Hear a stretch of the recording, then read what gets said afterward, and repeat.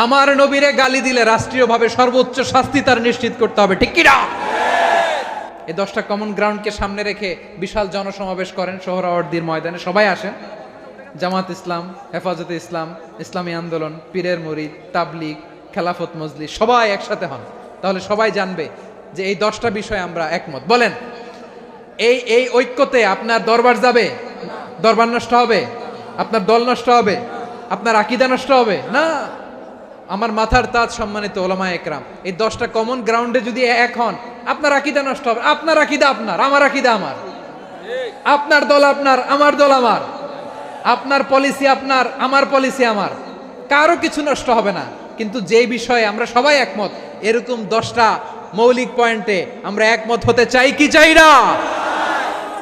এতে কারো কোনো লস নাই, কারো কোনো ছাড়ও দেয়া লাগবে না, কারো দরবারও যাবে না, কারো দলও নষ্ট হবে না, কারো আকীদাও নষ্ট হবে না। আমার আকীদা আমার, আমার দল আমার, আমার সব ঠিক আছে।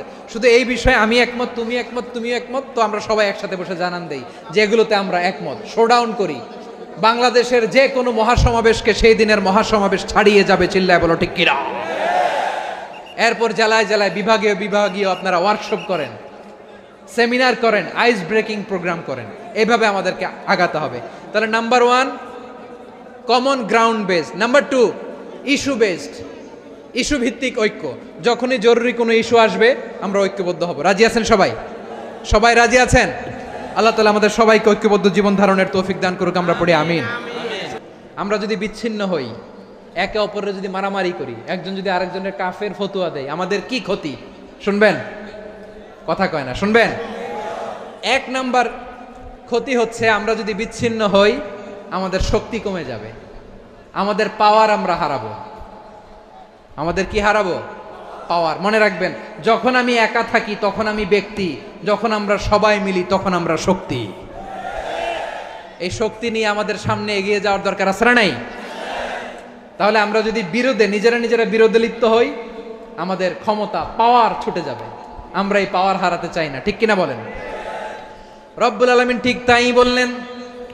রব্বুল আলামিন বললেন, খবরদার, ওয়াতিউল্লাহ ওয়া রাসূলাহু ওয়া লা তানাযাউ ফাতাফশালু ওয়া তাযহাবা রিহুকুম ওয়াসবিরু